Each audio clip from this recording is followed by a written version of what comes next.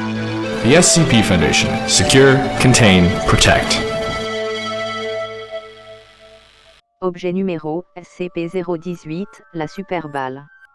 Classe Euclide. Procédure de confinement spéciale, SCP-018 doit être conservé dans un dispositif de maintien en métal à l'intérieur d'une boîte scellée de 1 mètre par 1 mètre par 1 mètre bordée de rembourrage synthétique lourd. Le caisson scellé est ensuite immergé dans le centre d'un réservoir de polyéthylène de 10 mètres par 10 mètres par 10 mètres.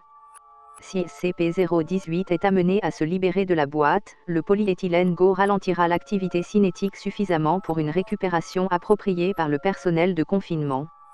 Le personnel pénétrant dans la chambre de SCP-018 doit porter une combinaison blindée spéciale, se trouvant à l'intérieur de la chambre d'observation de SCP-018, et un appareil de protection respiratoire avant de descendre dans la cuve en polyéthylène. Si SCP-018 est lâché à l'extérieur de la cuve en polyéthylène, le personnel doit se réfugier dans une pièce séparée et fermer toute porte ou trappe afin d'isoler SCP-018 jusqu'à ce que les équipes de confinement arrivent. Description: SCP-018 a l'apparence d'une balle rebondissante fabriquée par la société Wamo, en 1969.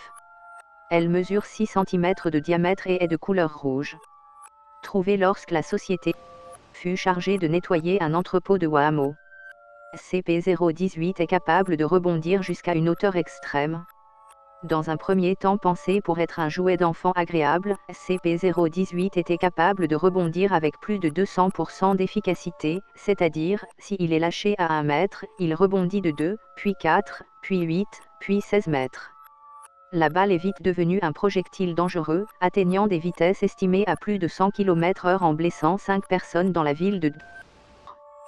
Il s'est immobilisé après plusieurs jours dans le lac voisin de et a été récupéré par le personnel. En raison de la vitesse de l'objet et la surprise totale des victimes, aucune couverture n'a été requise. Document 018-04, message à O5. J'espère que tout va bien.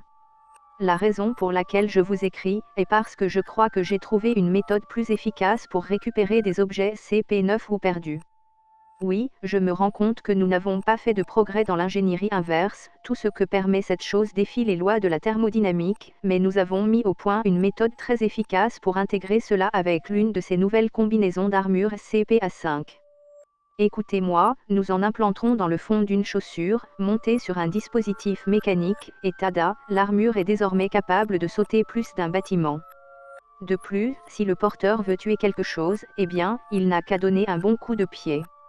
Je n'ai besoin que de l'autorisation de modifier l'une des combinaisons SCP-A5 préexistantes, et vous serez réellement en mesure de capturer ainsi que tout autre objet SCP échappé. Faites-moi confiance, vous ai-je jamais laissé tomber dans le passé. Docteur. Document numéro 018-06, lettre au docteur.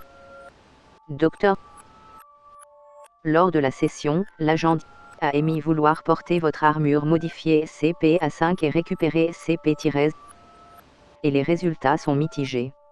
L'agent a été en mesure de placer le collier sur SCP- le chasser à travers l'Amazonie, et le retenir par démembrement.